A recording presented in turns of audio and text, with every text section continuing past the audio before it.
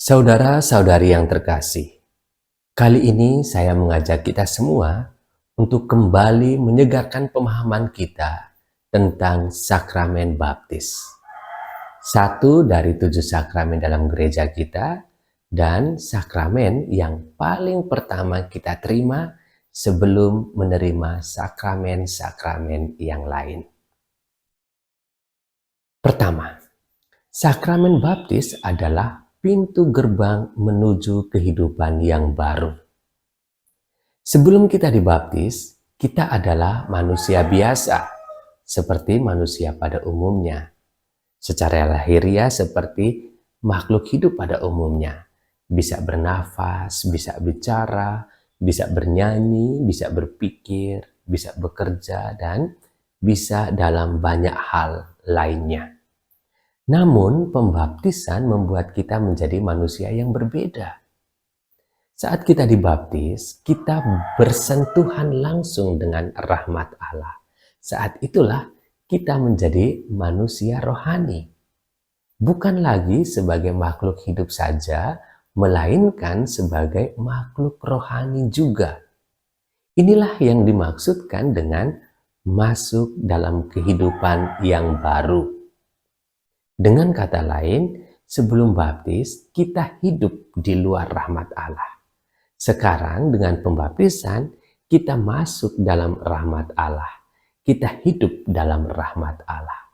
Kita masuk dan ambil bagian dalam kekudusan Allah.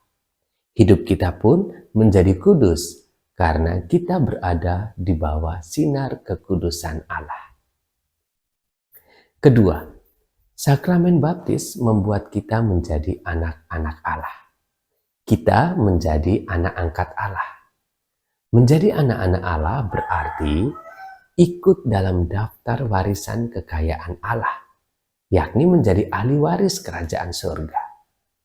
Warisan kita adalah persatuan kekal dengan Allah. Dan kita memiliki warisan itu sekarang, setelah tentunya kita dibaptis. Kita adalah anak angkat karena Allah hanya punya satu anak, yakni Yesus Kristus. Melalui baptis, kita diangkat atau diadopsi menjadi anak-anak Allah. Tidak ada yang bisa menghapus kita dari daftar ahli waris kerajaan Allah. Kita sudah dipastikan akan masuk dalam kerajaan Allah. Hanya dosa-dosa besar yang akan menghapus kita dari daftar anak-anak Allah. Atau jika kita memilih untuk meninggalkan Tuhan dan berpindah ke agama atau ke Tuhan yang lain, maka kita kehilangan harta yang terbesar itu, yakni kita tidak lagi menjadi ahli waris kerajaan surga. Yang ketiga, perlu diingat, sakramen baptis juga menghapus dosa-dosa kita. Bagi kita yang dibaptis saat kita sudah berusia dewasa, yang sudah terlibat dalam praktik-praktik dosa, maka pembaptisan yang kita terima sekaligus menghapus pergi semua dosa-dosa kita. Tentu hal ini dilakukan dengan benar dan sungguh-sungguh dalam persiapannya. Sehingga semangat tobat harus disertakan saat kita dibaptis atau saat kita menerima rahmat Allah yang kudus dalam pembaptisan itu.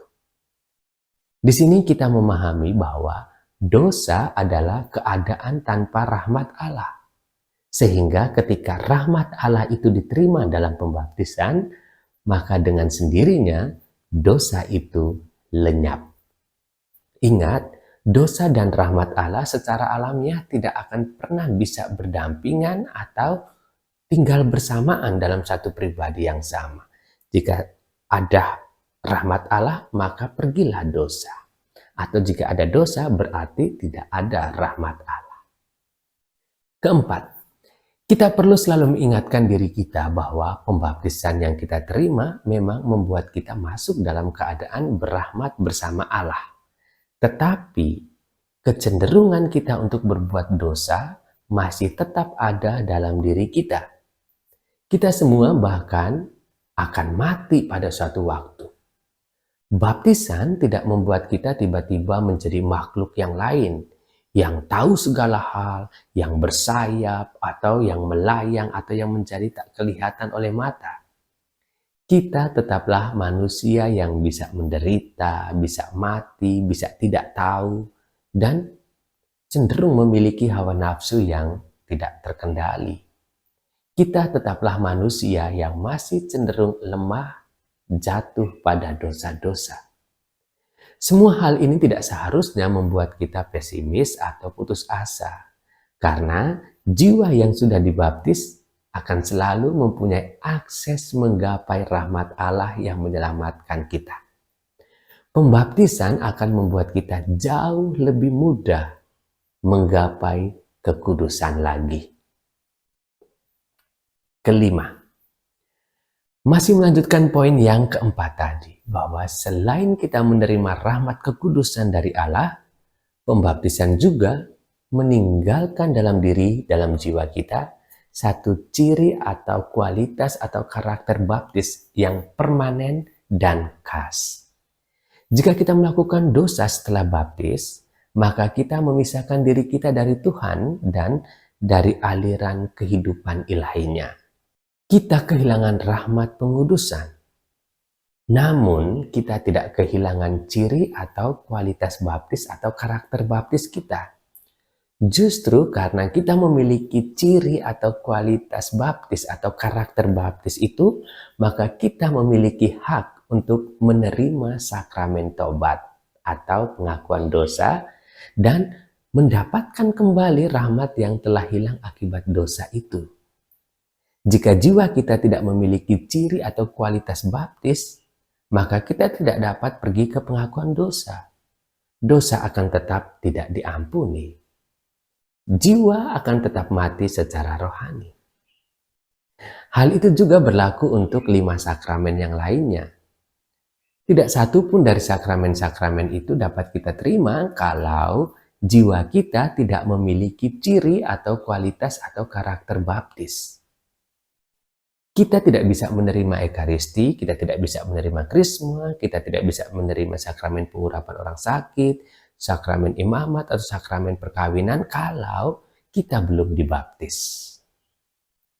Yang keenam, sakramen baptis membuat kita masuk menjadi anggota gereja.